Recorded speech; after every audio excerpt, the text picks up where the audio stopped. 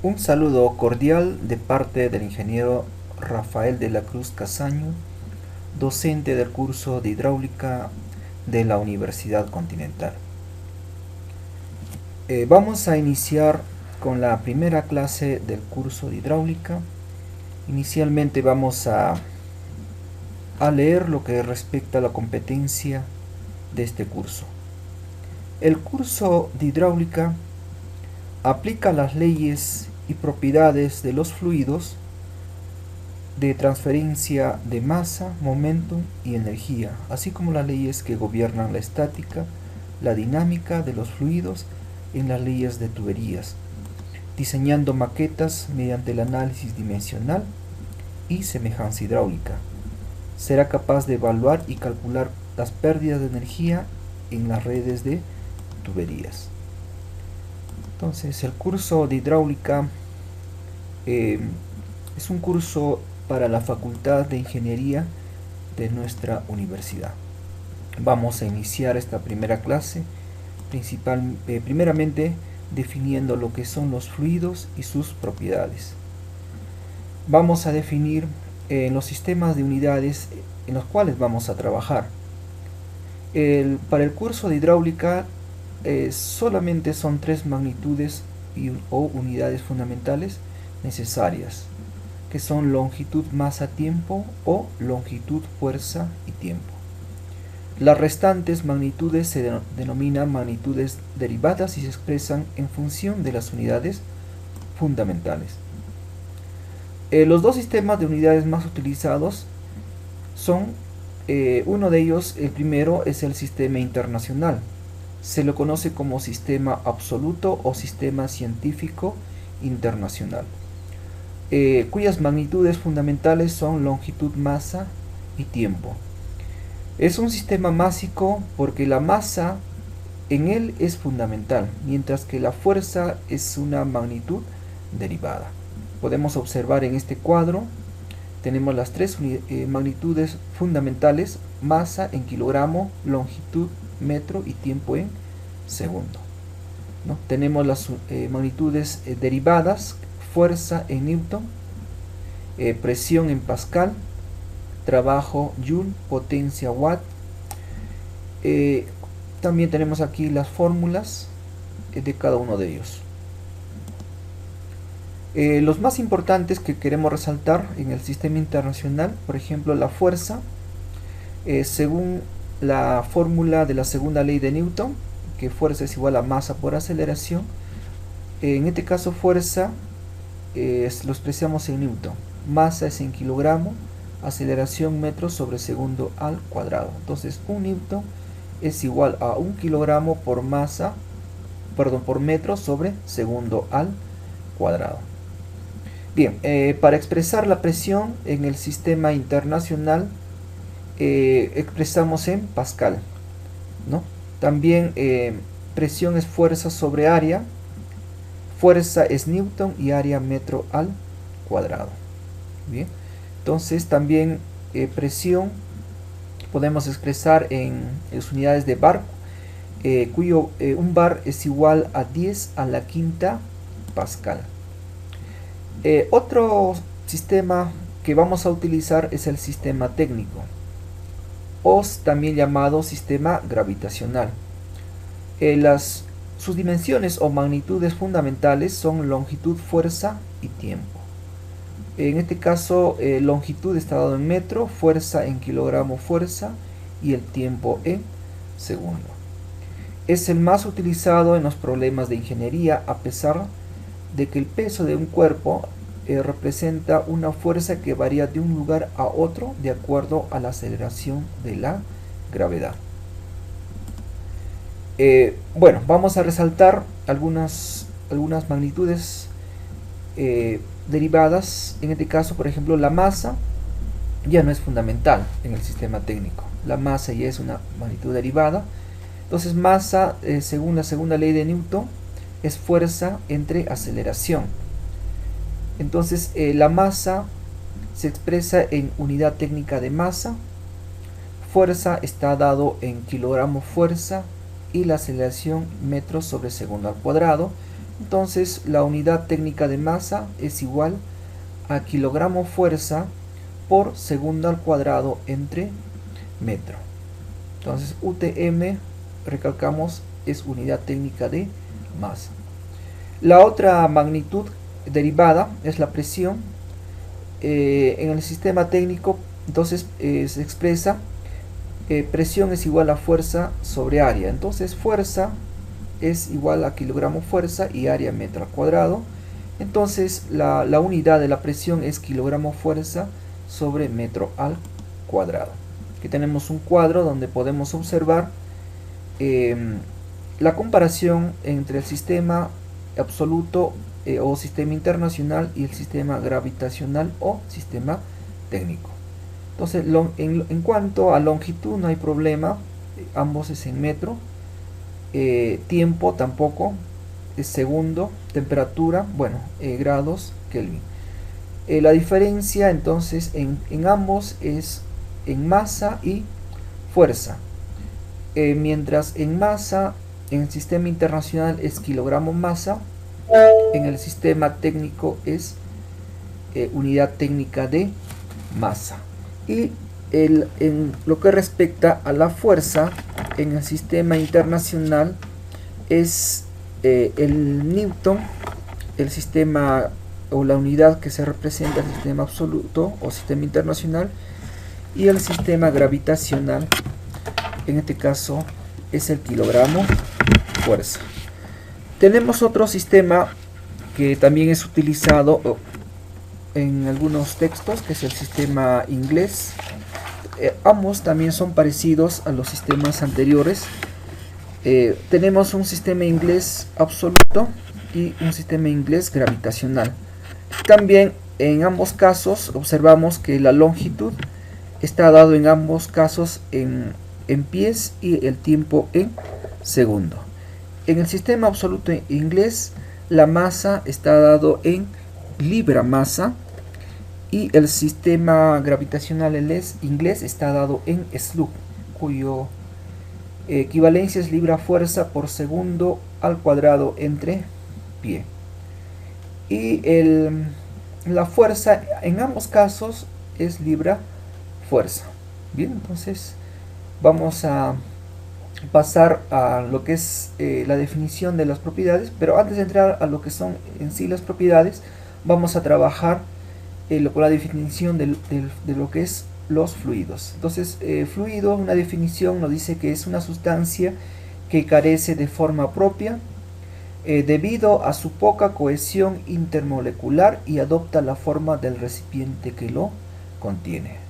Bien, otra definición de fluido nos dice que es una sustancia que se deforma continuamente cuando se somete a un esfuerzo cortante, sin importar qué tan pequeño sea este esfuerzo cortante. Un esfuerzo cortante es la componente de fuerza tangente a una superficie dividida por el área de la superficie.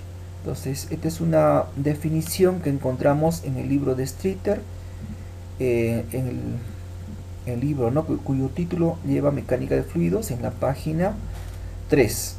Bien, entonces la clasificación de los fluidos también se clasifican en dos. El primero sería los líquidos, que son prácticamente incompresibles, ¿no?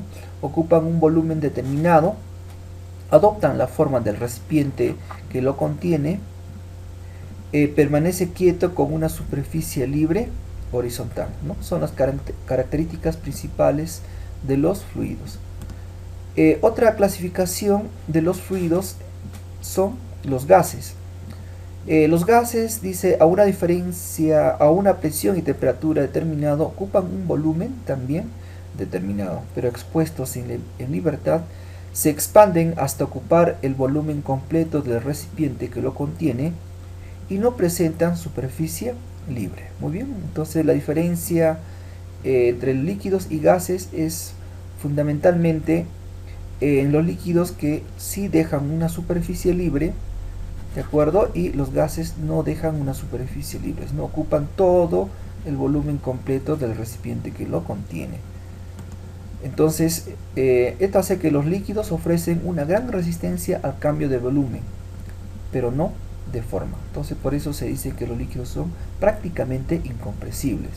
Y los gases ofrecen poca resistencia al cambio de forma y volumen.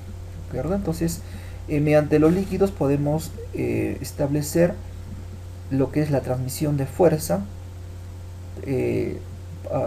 aprovechando en todo caso el principio de Pascal o aplicando el principio de Pascal.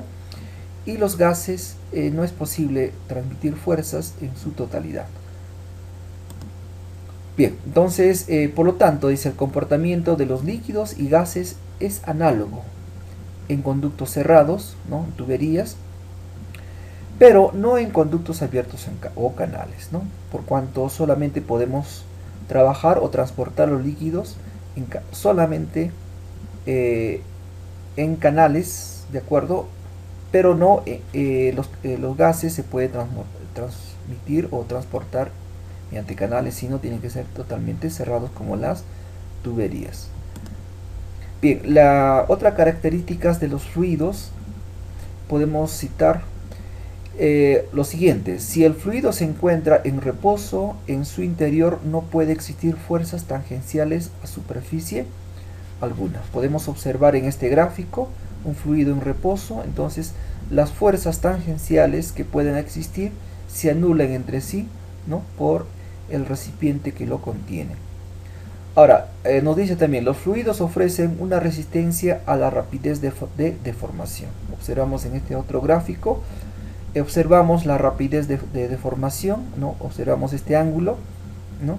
Entonces dice, los fluidos ofrecen una resistencia a la rapidez de deformación. Entonces, cuando se someten a un esfuerzo tangencial. Entonces tenemos acá el esfuerzo o la fuerza tangencial, que dividido entre el área, obviamente vamos a tener esfuerzo, y el fluido ofrece resistencia, ¿no? A este esfuerzo tangencial, y esa resistencia más o menos va a ser determinado por este ángulo. Fluido que ofrece mayor resistencia, obviamente este ángulo será menor, y fluido que ofrece poca resistencia, este ángulo será mayor, teniendo en cuenta que fuerza y área constantes para estos dos casos que estamos citando. Entonces, esta resistencia se llama viscosidad. Bien, otra característica nos dice, los esfuerzos tangenciales que se producen no dependen de las deformaciones que experimenta, sino de la rapidez con la que estos se producen. Bien, entonces, los esfuerzos tangenciales va a depender directamente de la rapidez de la deformación, o sea, del ángulo de deformación. Bien, vamos a clasificar los fluidos en dos. El primero, tenemos los llamados fluidos newtonianos, el cual dice, estos fluidos, el esfuerzo tangencial es directamente proporcional a la rapidez de deformación angular a partir de valores cero iniciales. Entonces observamos en este gráfico nuevamente, ¿no? La deformación del fluido o el ángulo que deja, esta es la rapidez de deformación. Entonces en los fluidos newtonianos vamos a encontrar una proporción directa entre el esfuerzo tangencial y el ángulo o la rapidez de deformación.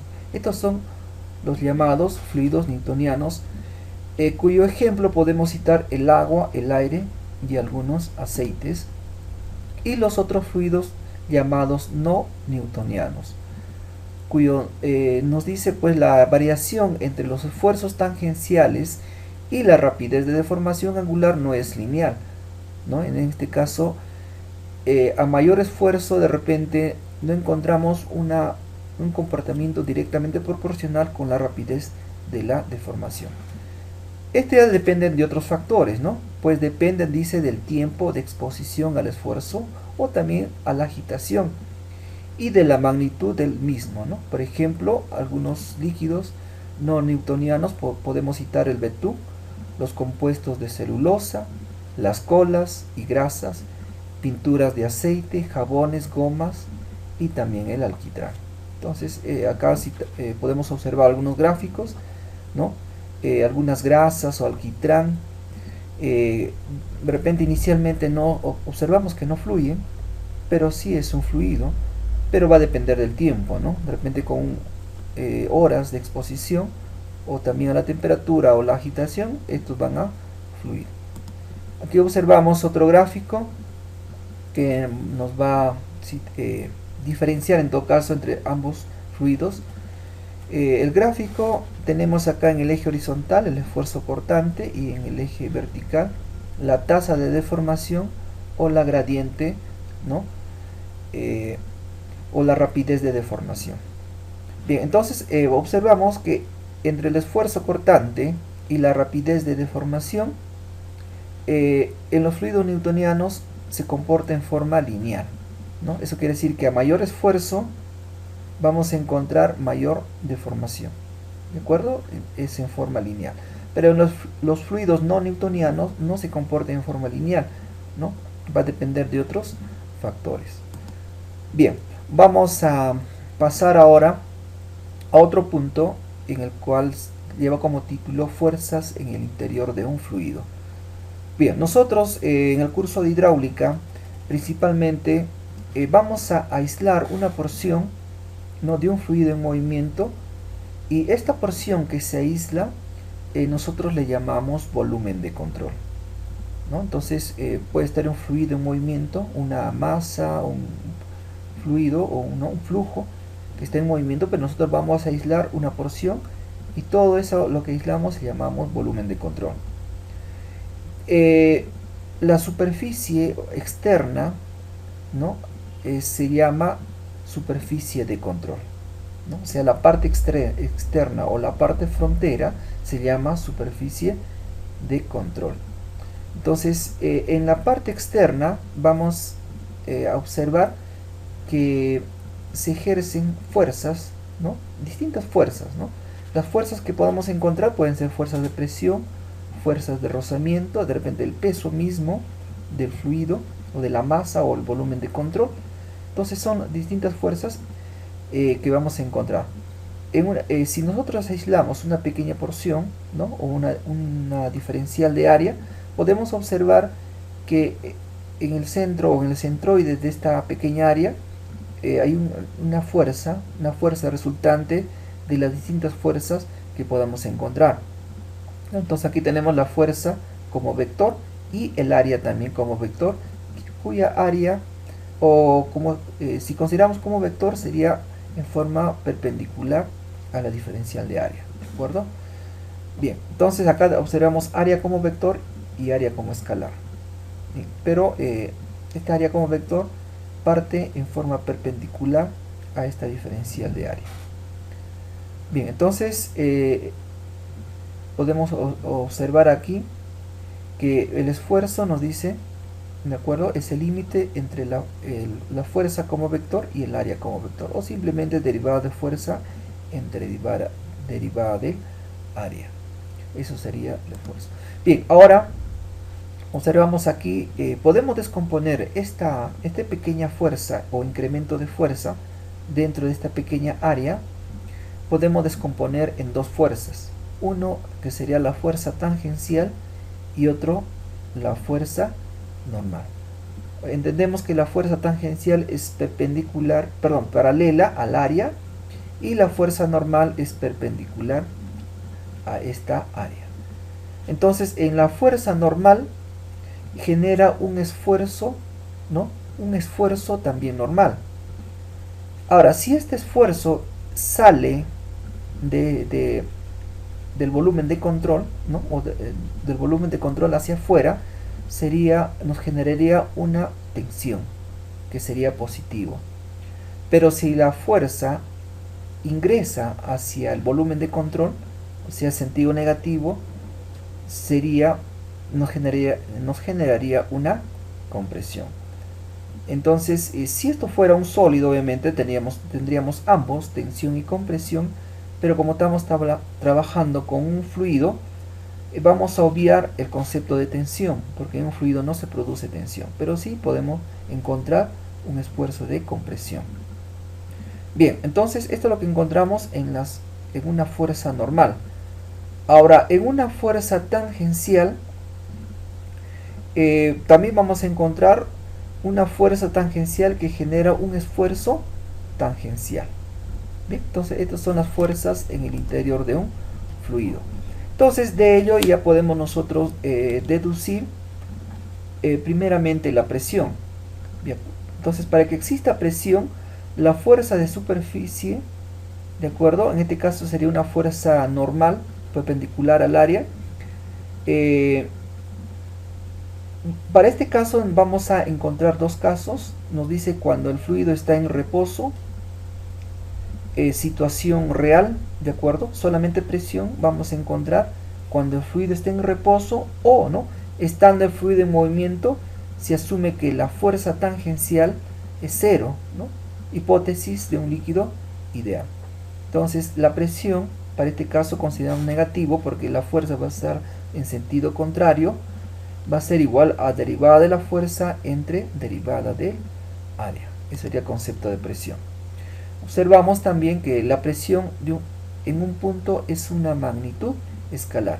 Si nosotros lo consideramos como vector, ¿no? Fuerza como vector y área como vector, entonces la división de ambos nos dará de todas maneras un escalar, o simplemente dividimos, ¿no? Fuerza como escalar y área como escalar, presión también nos da como escalar.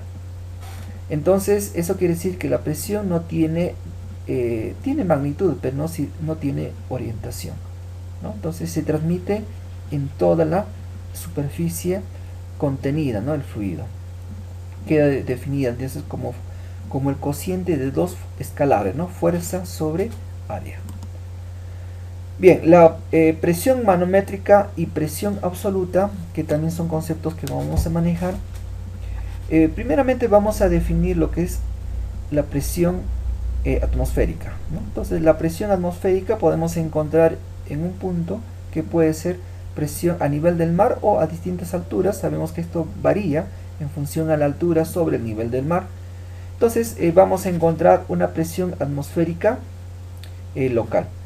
Por encima de esta presión atmosférica vamos a encontrar una presión manométrica positiva, ¿de acuerdo? Que podemos encontrar, por ejemplo, en los distintos tanques de gases, ¿no? Gases de oxígeno, acetileno, ¿no? Entonces, en estos equipos encontramos pues instrumentos que nos miden la presión. Esa presión es la presión manométrica. Entonces, por encima de la presión atmosférica encontramos la presión manométrica positiva. Ahora, por debajo también vamos a encontrar una presión manométrica negativa, ¿no? Entonces, por ejemplo, en los equipos como las compresoras, en la parte de la succión crean una presión negativa, ¿no? Lo que es de succión, o las bombas también, en la parte de la succión crean una presión negativa o presión de succión. Entonces, pero esta presión de succión tiene un límite, ¿no? Esta parte podemos definirlo como el valor de cero absoluto de presión. Entonces solamente la presión negativa podemos encontrar hasta un máximo, ¿no? Lo que respecta a una presión atmosférica.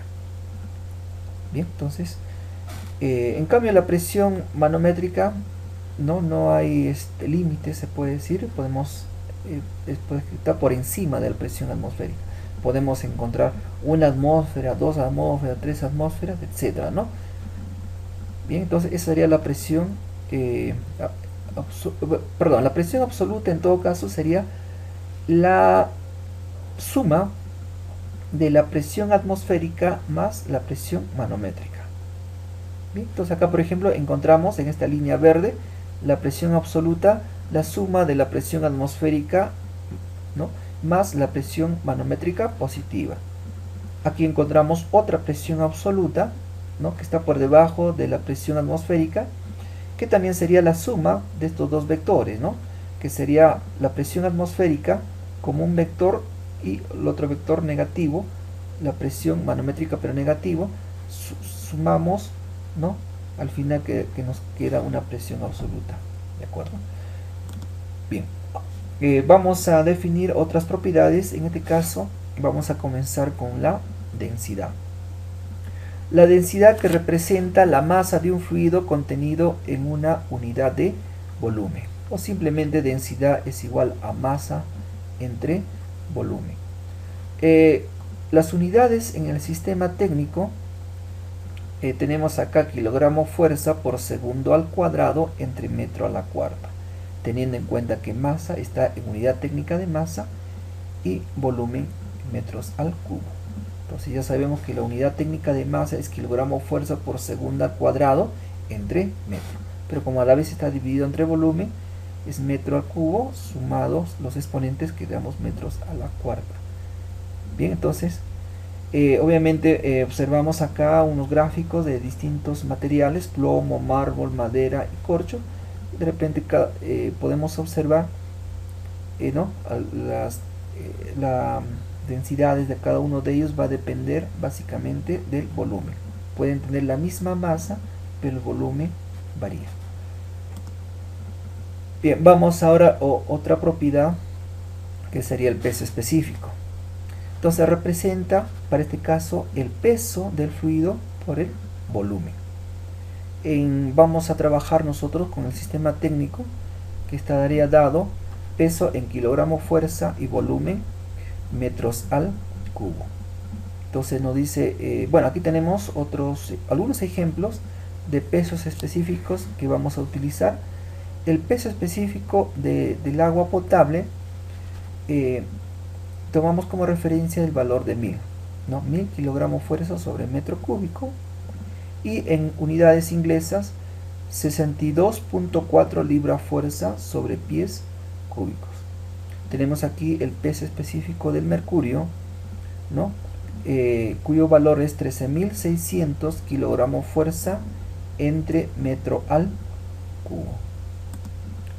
Tenemos un gráfico donde observamos que tanto el peso específico del agua y la densidad del agua varían en función de la temperatura. ¿De acuerdo? Entonces, si nosotros queremos, por ejemplo, calcular a 20 grados centígrados el peso específico del agua, ¿de acuerdo? Tenemos acá los valores del peso específico, que estará por debajo de 1000.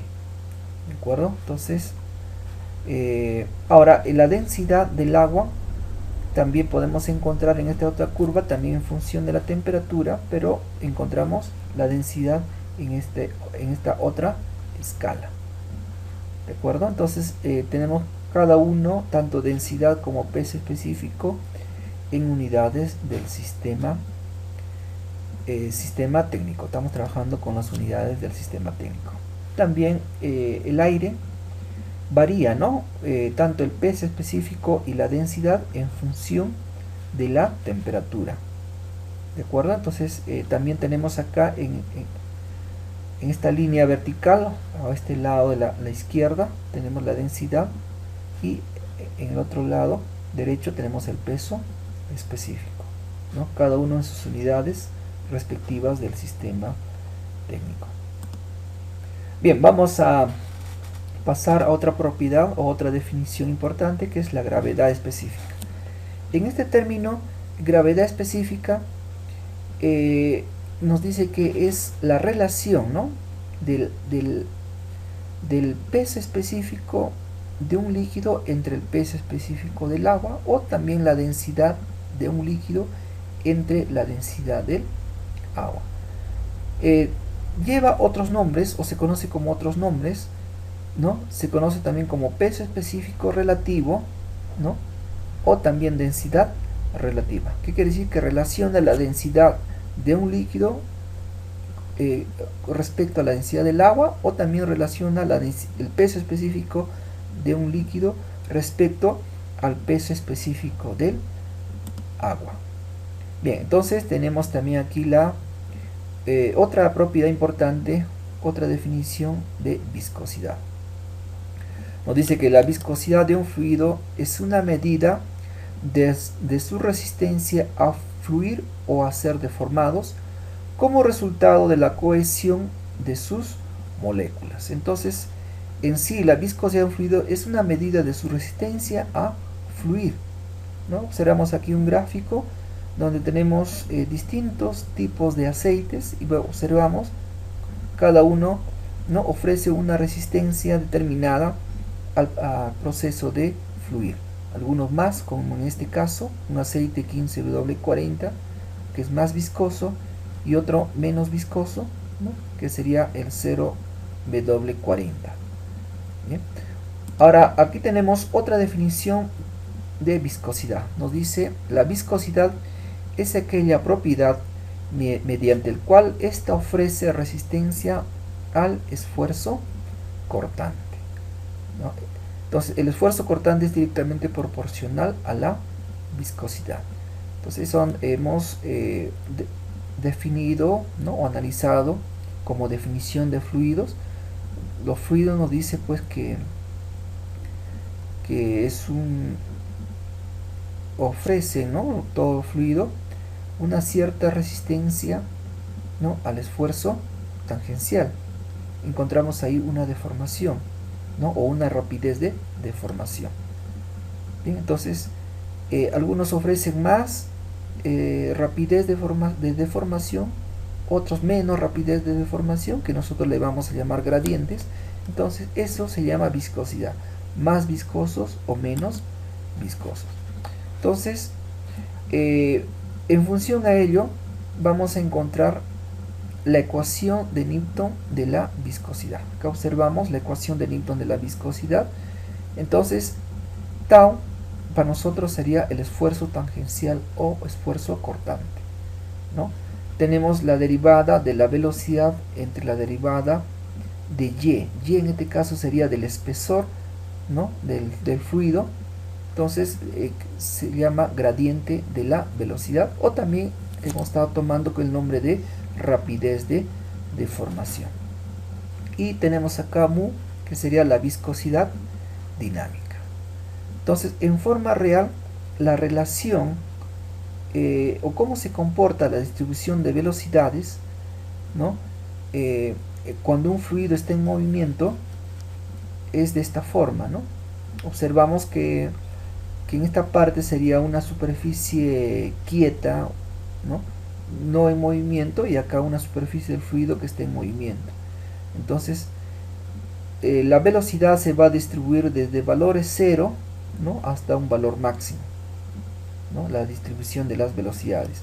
Ahora, el perfil de la distribución de las velocidades nos define pues una curva. En este caso es una parábola, ¿no? Se define la curva exacta de una parábola. Entonces la gradiente, observamos aquí la gradiente, la derivada de la velocidad respecto allí, en sí va a ser el ángulo, ¿no? El cual encontramos con la tangente a la curva. Entonces esta gradiente en sí va a ser distinta, ¿no? Va a tomar distintos valores a distintas alturas. Entonces de repente la gradiente en este punto va a ser 0 y en este punto tomará un valor máximo. Entonces en este punto, si es 0 la gradiente, eso quiere decir que el esfuerzo tangencial también tomará el valor de 0, ¿de acuerdo? Ahora, en este punto, la gradiente va a tomar un valor máximo, porque aquí el ángulo, este ángulo, vamos a encontrar el mayor ángulo posible. Entonces, el esfuerzo tangencial también en la base, ¿no? Vamos a encontrar un mayor esfuerzo tangencial. Eso quiere decir que este esfuerzo tangencial va a ser la oposición, ¿no? Al movimiento del fluido. Entonces, ¿dónde se opone más el movimiento del fluido? Justamente es en este punto, ¿no? En la base. Y en la periferia vamos a encontrar una menor oposición. Por eso que el fluido tiene mayor velocidad. Eso quiere decir que esta distribución de velocidades se da también por la oposición al movimiento del fluido. Acá encontraremos mayor esfuerzo de oposición y aquí menor esfuerzo de oposición al movimiento del fluido. Bien, entonces vamos a definir la viscosidad dinámica que está presente pues en la ecuación de Newton de la viscosidad. En el sistema internacional la unidad es el Newton por segundo sobre metro al cuadrado o Pascal por segundo. La unidad en el sistema, en el CGesimal o CGS, que es una unidad antigua, que todavía encontramos estas unidades en algunos aceites, ¿no? Catálogos de algunos aceites. Tenemos por ejemplo acá el POIS, ¿no? Entonces el POIS sería, pues, en vez de Newton Dina, segundo sobre centímetro al cuadrado. Bien, en el sistema técnico encontramos que la unidad es kilogramo fuerza por segundo sobre metro al cuadrado. Estas son las unidades que mayormente vamos a trabajar, ¿no?, de la viscosidad dinámica. Ahora, si nosotros tenemos datos de algunos líquidos en POIS, entonces podemos pasar al sistema técnico mediante este factor de conversión. Entonces, un kilogramo fuerza por segundo sobre metro al cuadrado va a ser igual a 98.0665 POIS. Bien, la viscosidad cinemática es otro tipo de viscosidad que podemos mencionar o citar las características de un fluido. La viscosidad cinemática es igual a la viscosidad dinámica dividido entre la densidad. Entonces, al dividir entre la densidad, ¿no?, se van a eliminar la unidad del kilogramos, ¿no?, kilogramo fuerza. Entonces simplemente nos va a quedar las unidades en metros al cuadrado sobre segundo. Entonces aquí no está presente ni siquiera la masa o la fuerza. Entonces, tanto para el sistema internacional y el sistema técnico vamos a encontrar que son las mismas unidades. Pero en el sistema internacional también teníamos submúltiplos, o en el sistema CGS. La viscosidad cinemática en algunos casos se conoce como estocos. En este caso, en algunos aceites todavía tenemos estas características. Y tenemos acá un factor de conversión, que un stock es igual a 1 por 10 a la menos 4 metros al cuadrado sobre segundo. Entonces esto es el factor de conversión para trabajar la viscosidad cinemática o pasar la viscosidad cinemática al sistema técnico. Bien, observamos aquí un cuadro muy interesante: la viscosidad dinámica del agua y del aire. ¿De acuerdo? Entonces, mientras la viscosidad del agua, ¿no?, disminuye al aumentar la temperatura, observamos lo contrario en el aire, ¿no? La viscosidad aumenta también al aumentar la temperatura. Entonces, la viscosidad del agua, observamos en esta escala, podemos encontrar en las unidades del sistema técnico, ¿no?, kilogramo por segundo sobre metro al cuadrado. Pero no nos olvidemos de multiplicar los valores que podemos encontrar, ¿no?, por 10 a la menos 4.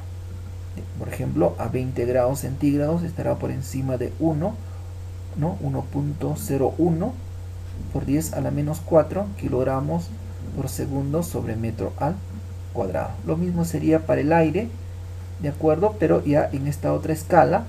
En esta otra escala se multiplica por 10 a la menos 6. Las unidades es la misma, kilogramo por segundo entre metro al cuadrado. Tenemos otro gráfico para hallar la viscosidad cinemática del agua y del aire. Bien, entonces las unidades de la viscosidad cinemática, recordemos que está en metro al cuadrado sobre segundo. Entonces esta es la escala que vamos a trabajar, ¿no?, en el sistema técnico. Entonces también tenemos dos cuadros para el agua. La viscosidad cinemática del agua baja, ¿no?, o disminuye al aumentar la temperatura. Ocurre lo contrario en el aire, más bien aumenta al aumentar la temperatura. Entonces aquí también no nos olvidemos, el valor encontrado en esta escala debemos multiplicar por 10 a la menos 6. ¿De acuerdo? Por ejemplo, a 20 grados centígrados, ¿no?, para el agua, en todo caso, podemos encontrar en esta curva del agua 20 grados, también tendríamos 1, ¿no?, 1.01 también por 10 a la menos 6 metros al cuadrado por segundo. Bien, vamos entonces a trabajar ahora lo que es la compresibilidad. Otra propiedad del agua, o para todo lo que son los líquidos en general. Dice, es una medida del cambio de volumen y por lo tanto de su densidad. Entonces acá tenemos, ¿no? El módulo de elasticidad va a ser igual al incremento de la presión que podemos encontrar o que puede estar sometido pues un fluido. Obviamente al variar esta o al incrementarse la fuerza o la presión, va a disminuir el volumen que está dentro. Entonces esa variación de volumen podemos encontrarlo aquí. Es negativo porque no va a disminuir el volumen. Entonces menos el incremento del volumen entre el volumen inicial. Entonces el módulo de elasticidad volumétrica, en este caso como dato del agua, también varía en función a la temperatura. Bien, entonces si queremos trabajar con el agua, podemos encontrar a distintas temperaturas el valor del módulo de elasticidad volumétrica. Bien, ahora vamos a definir otros términos como presión de vapor o cavitación. Nos dice que todos los líquidos tienden a evaporarse en la inmediata vecindad de la superficie libre, ¿no? Entonces un ambiente se puede llenar de humedad si nosotros tenemos pues un fluido con una superficie libre, ¿no? Entonces tranquilamente las moléculas, por ejemplo, de agua, ¿no?, pueden mezclarse con el aire del medio ambiente. Entonces, de la misma manera, en algunas de las moléculas libres regresan al líquido y pueden alcanzar un equilibrio cuando es igual el número de las que salen y las que regresan, ¿no? Entonces podemos encontrar pues moléculas que salen y moléculas que regresan, y podemos encontrar, como dice, un equilibrio. Entonces dice, las moléculas que dejan el líquido dan lugar a la presión de vapor. Entonces es como los líquidos o las moléculas salen como si fuera un vapor, entonces origina pues a una presión de vapor. Pero el medio ambiente que encontramos aquí tiene pues una presión llamada presión existente. ¿De acuerdo? Entonces vamos a encontrar una presión de vapor de las moléculas que dejan el fluido y una presión del medio ambiente que sería la presión existente. Pero dice, cuando ambas presiones se igualan, ¿no?, o el líquido hierve en este caso, a esta temperatura se denomina temperatura de ebullición. Cuando las presiones se igualan, entonces vamos a encontrar lo que se llama la temperatura de ebullición. Bien, acá encontramos otra propiedad que llamamos la cavitación. Dice, la cavitación se presenta en conductos cerrados de paso de agua cuando hay un estrechamiento, disminuyendo considerablemente la presión existente. Bien, entonces observamos en esta tubería hay un estrechamiento en esta zona A. ¿De acuerdo? Entonces, ¿qué va a ocurrir aquí? Dice, en este punto, en A, disminuye considerablemente la presión existente, o sea, la presión del medio ambiente. Entonces, tanto así que esta presión existente en A se va a acercar a la presión de vapor y va a ocurrir una ebullición en esta zona, o sea, va a ocurrir o se va a producir burbujas de vapor. Entonces, obviamente, con el fluido continúa su camino. En la zona B, la presión existente va a llegar a su valor inicial, ¿no? Va a regresar a su valor inicial de presión, mayor presión. Entonces las burbujas que ya se han producido, ¿no?, en la zona B se producen una implosión. ¿De acuerdo? Entonces aquí donde va a ocurrir, si esto fuera una tubería, obviamente de algún material, va a ocurrir picaduras. Entonces de esa forma se producen las fallas por cavitación. Bien, vamos a pasar a otros términos o propiedades de los fluidos, que sería pues tensión superficial y capilaridad, ¿no? Entonces, mediante la tensión superficial, por ejemplo, podemos observar una gota de agua o cómo se produce una gota de agua. Y lo que respecta a la capilaridad, ¿no?, podemos observar como si fuera una capa en la superficie libre de un líquido, y que pueda soportar incluso pequeños insectos. Bien, entonces la tensión superficial nos dice que son las fuerzas cohesivas entre las moléculas dentro de un líquido, están compartidas con todos los átomos vecinos. Acá podemos observar este átomo que están compartidos, ¿no? Estas fuerzas de cohesión entre ellos están compartidos uniformemente, pero esto es cuando están por debajo de la superficie libre del agua, o del agua de cualquier líquido, ¿no? No tienen átomos por encima y presentan fuerzas atractivas. En este caso, las de la superficie, ¿no? Podemos observar que hay una descompensación de fuerzas, ¿no? Solamente hay átomos por abajo, pero no por arriba. Entonces, para que las fuerzas o se pueda mantener en equilibrio este átomo, tiene que existir mayor fuerzas de cohesión, ¿no? En esta superficie libre, a esta altura. Entonces, ahí vamos a ver un esfuerzo de tensión.